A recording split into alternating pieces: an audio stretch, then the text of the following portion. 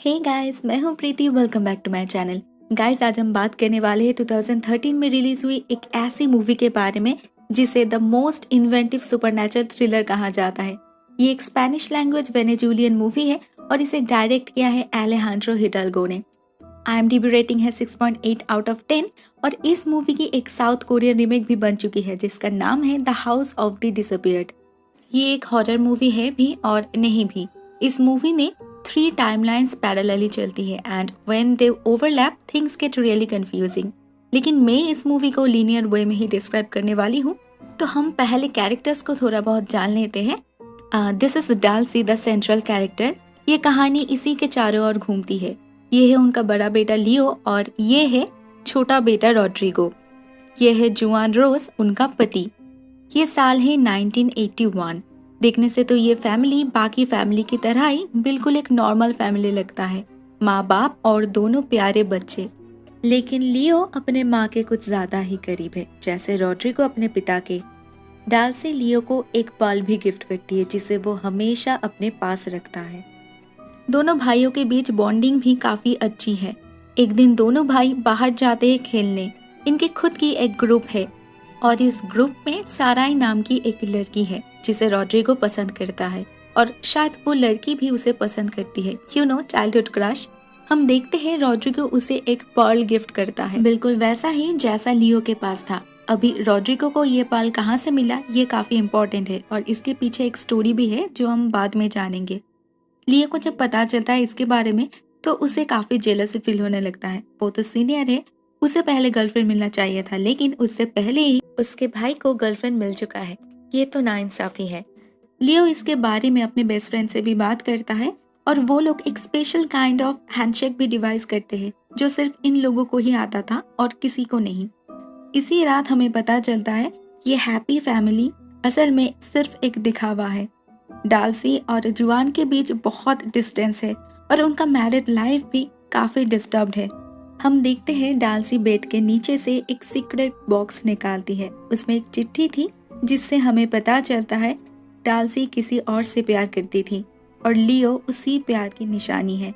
वो शायद अभी भी उस प्रेमी को भुला नहीं पाई है और वैसे भी उसका हस्बैंड काफी शॉर्ट टेम्पर्ड है, तो इन दोनों के बीच काफी सारे प्रॉब्लम्स चल रही है।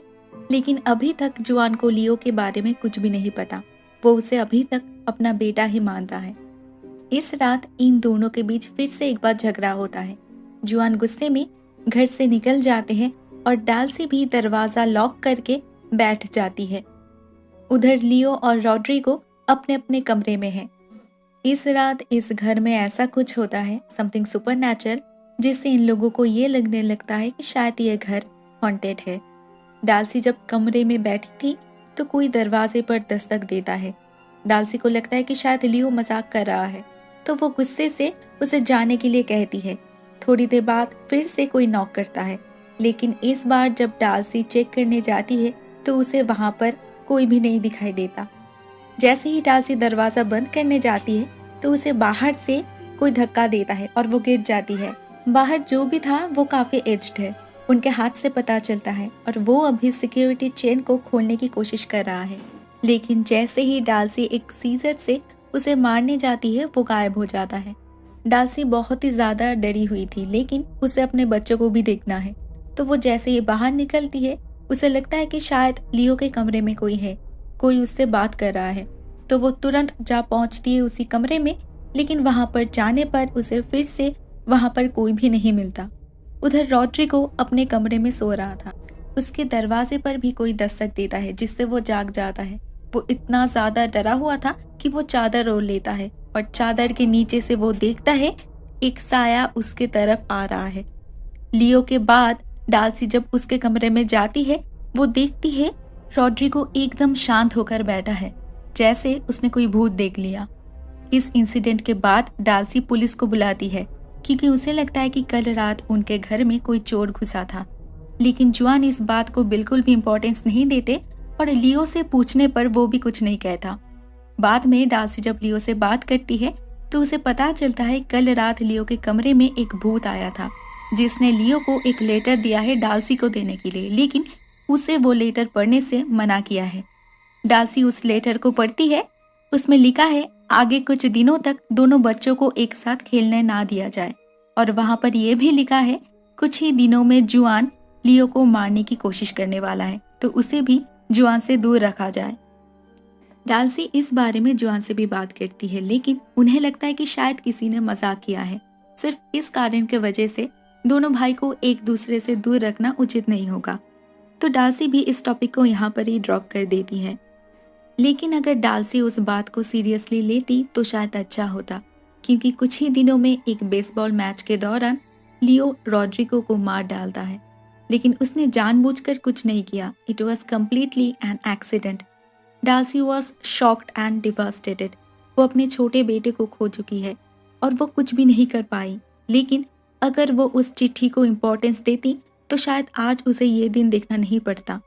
एक वार्निंग तो उसने ठुकरा दी थी, लेकिन अभी वो लियो को कुछ भी नहीं होने देगी। श्योर होने के लिए वो एक मीडियम से जाकर मिलती है। ये मीडियम एक साइकिक है और वो फ्यूचर प्रेडिक्ट कर सकती है। इस लेडी से जाकर मिलने पर डाल्सी को श्योरली पता चल जाता है कि सच में जुआन कुछ ही दिनों में लियो को मारने वाला है। डाल्सी अभी कम्प्लीटली श्योर हो चुकी है, तो वो जुआन को कन्फ्रंट करती है और डिवोर्स के लिए भी मांग करती है। जुआन तो बिल्कुल कंफ्यूज्ड हो जाते हैं। उन्होंने अभी अभी अपने छोटे बेटे को खोया है और अभी डाल्सी लियो को भी उससे दूर ले जाने की बात कर रही है। ऐसा तो वो होने नहीं दे सकते। वो लिटरली डाल्सी को थ्रेट करती है कि अगर लियो को उनसे छीन लिया जाए तो अच्छा नहीं होगा। लेकिन उन्हें शक होता है डाल्सी ऐसा बर्ताव क्यों कर रही। इससे पहले भी बहुत बार उनके बीच झगड़ा हो चुका है, लेकिन इससे पहले कभी भी उसने डिवोर्स की बात नहीं की। और अगर वो चिट्ठी सही है भी तो वो क्यों अपने बच्चे को मारने की कोशिश करेंगे। वो यह सब सोचने लगते हैं और ग्रेजुअली पहुंच जाते हैं उसी सीक्रेट बॉक्स तक। और उस चिट्ठी को पढ़कर उन्हें डाल्सी के अफेयर के बारे में और लियो के पिता के बारे में पता लगता है। यह सब जानकर उन्हें यह भी लगने लगता है कि शायद लियो ने जानबूझकर आउट ऑफ जेलसी रॉड्रिगो को मार डाला है। सब कुछ जानने पर वो जैसे पागल हो जाते हैं और चाकू लेकर लियो पर हमला करते हैं। डाल्सी जब उसे बचाने जाती है तो वो उसे भी मारते हैं और डाल्सी अनकॉन्शियस हो जाती है। सेंस लौटने पर वो चारों ओर ढूंढने लगती है। बेसमेंट में जाने पर उसे वहां पर जुआन का डेड बॉडी मिलता है। किसी ने उसे चाकू से स्टैब किया है। इसके बाद डाल्सी लियो को ढूंढने लगती है और उसे वो मिल भी जाती है, लेकिन जैसे ही लियो उसके तरफ आने लगता है कोई उसे पीछे से खींच लेता है अंधेरे में। डाल्सी भी उसका पीछा करती है और वो एक सुरंग में जा पहुंचती है, लेकिन एंड तक जाने पर भी उसे वहां पर कोई भी नहीं मिलता। लियो गायब हो चुका है।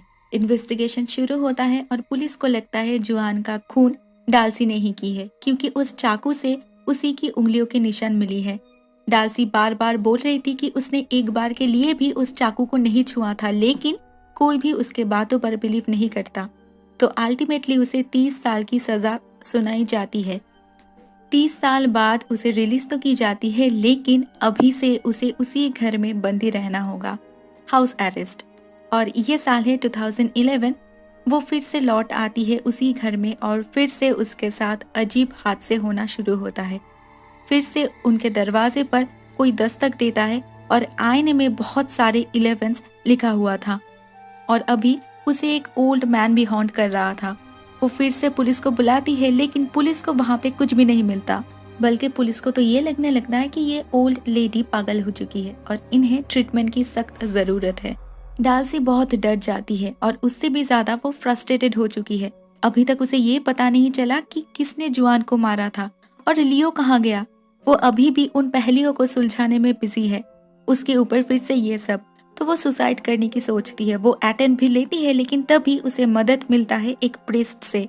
पहले तो वो बात करना भी नहीं चाहती थी, लेकिन जब वो प्रीस्ट उन्हें यकीन दिलाता है कि वो उससे बेझिझक सब कुछ शेयर कर सकती है, तो वो धीरे धीरे सब कुछ बताने लगती है इन डिटेल्स और वो उसे लेकर उस सुरंग में भी जाती है। वो प्रीस्ट भी धीरे धीरे कन्विंस्ड हो जाते हैं इस लेडी ने सच में वो खून नहीं की थी और लियो के गायब हो जाने में भी उसका कोई भी हाथ नहीं था।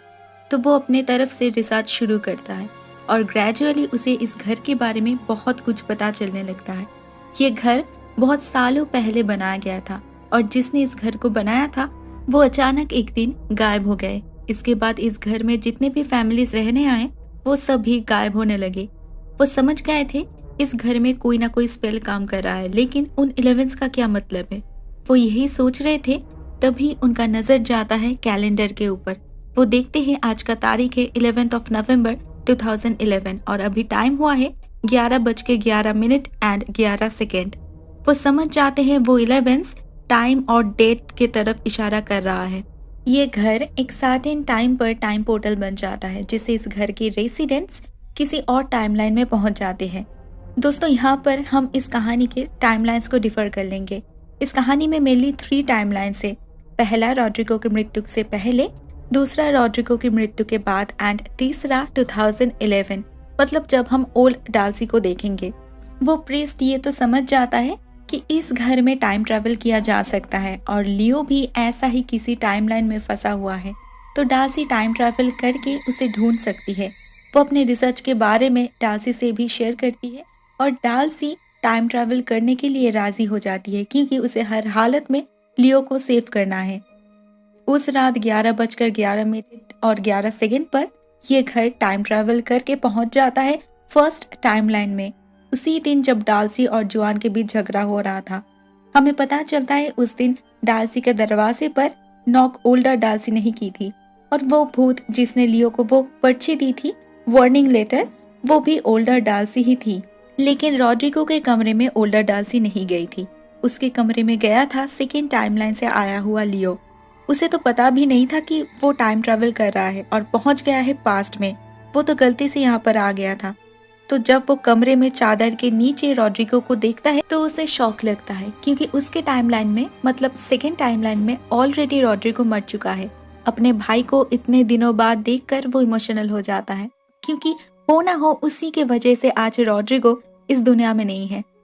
वो उसे प्यार से गले लगाता है और उसके पास जो पाल था जो उसके माँ ने दी थी, वो रॉड्रिगो को देता है। इसीलिए बाद में रॉड्रिगो उस पाल को साराई को गिफ्ट कर पाया था, और इसीलिए रॉड्रिगो के फ्यूनरल में हम साराई और लियो दोनों के पास 2 पाल्स देखते हैं। एनीवेज, कुछ ही सेकेंड में फिर से सब कुछ नॉर्मल होने लगता है। लियो भी फिर से अपने सेकेंड टाइमलाइन में बैक कर चुका था और उसके सामने से रॉड्रिगो भी गायब हो जाता है। तो उसे ये लगने लगता है कि शायद उसने कोई सपना देखा था। उधर फर्स्ट टाइमलाइन से ओल्डर डाल्सी भी लियो को वो लेटर देकर अपने थर्ड टाइमलाइन में वापस आ चुकी है। वो फिर से अकेली है। वो जैसे ही कमरे से बाहर निकलती है, वही ओल्ड मैन उसे फिर से दिखाई देते हैं और इस बार वो उसका पीछा करती है। पीछा करते करते वो पहुंच जाती है उसी सुरंग में जहां पर हमें पता चलता है ये ओल्ड मैन असल में 2071 से आया हुआ लियो है, मतलब एक और टाइमलाइन। ये ओल्डर लियो बताते हैं डाल्सी को फिर से एक बार टाइम ट्रैवल करना होगा और उन्हें जाना होगा सेकेंड टाइमलाइन में। वहां पर उन्हें मेनली 2 काम करना होगा। उन्हें उस टाइमलाइन से लियो को किडनैप करके इस थर्ड टाइमलाइन में ले आना होगा। असल में लियो को एक अजीब बीमारी है जिसका क्योर सेकेंड टाइमलाइन के समय में, मतलब 1981 में पॉसिबल नहीं है, लेकिन 2011 में पॉसिबल है, मतलब थर्ड टाइमलाइन में। और डाल्सी का सेकेंड काम ये होगा कि उसे जुआन को जान से मार डालना है, क्योंकि डाल्सी अगर जुआन का खून नहीं करेगी तो जुआन लियो को मार डालेगा कुछ ही दिनों में। तो डाल्सी फिर से एक बार टाइम ट्रैवल करती है और पहुंच जाती है सेकेंड टाइमलाइन में, उसी दिन जब जुआन लियो पर अटैक कर रहा था। यंगर डाल्सी तो बेहोश हो जाती है, लेकिन ओल्डर डाल्सी ठीक समय पर पहुंचकर पीछे से जुआन को चाकू मार देती है। इसी कारण से उस चाकू पर डाल्सी की फिंगरप्रिंट्स थी। इस कारण की वजह से यंगर डाल्सी को 30 साल की जेल तो होता है, लेकिन लियो जान से बच गया था। तो अभी हम देखते हैं ओल्डर डाल्सी लियो को लेकर थर्ड टाइमलाइन में, मतलब 2011 में पहुंच चुकी है। यहाँ पर हमें पता चलता है ये प्रीस्ट असल में लियो का बेस्ट फ्रेंड मारियो है और वो लोग इतने सालों के बाद फिर से वही हैंडशेक करते हैं। लेकिन इस उम्र में डाल्सी के लिए लियो का देखभाल करना पॉसिबल नहीं है, तो मारियो, मतलब वो प्रीस्ट, लियो को लेकर जाते हैं साराई के पास, जो अभी बड़ी हो चुकी है, और सब कुछ जानने के बाद वो भी उसे अपना लेती है। 2011 में मेडिकल साइंस में भी काफ़ी प्रोग्रेस हो चुकी है, तो लियो का ट्रीटमेंट भी पॉसिबल है। दोस्तों, यहाँ पर ही ये फिल्म एंड हो जाती है। प्लॉट थोड़ा सा कंफ्यूजिंग है, but it's definitely an innovative attempt. माँ बेटे के बीच एक ब्यूटीफुल रिलेशनशिप पोर्ट्रे किया गया है, बेटे को बचाने के लिए एक माँ किसी भी हद तक जा सकती है, ये फिर से एक बार प्रूव हो चुका है। गाइस, मैं यहाँ पर ही मेरी वीडियो एंड करती हूँ। अगर आपको ये वीडियो पसंद आया है तो please hit the like button and subscribe to my channel as well. Tata.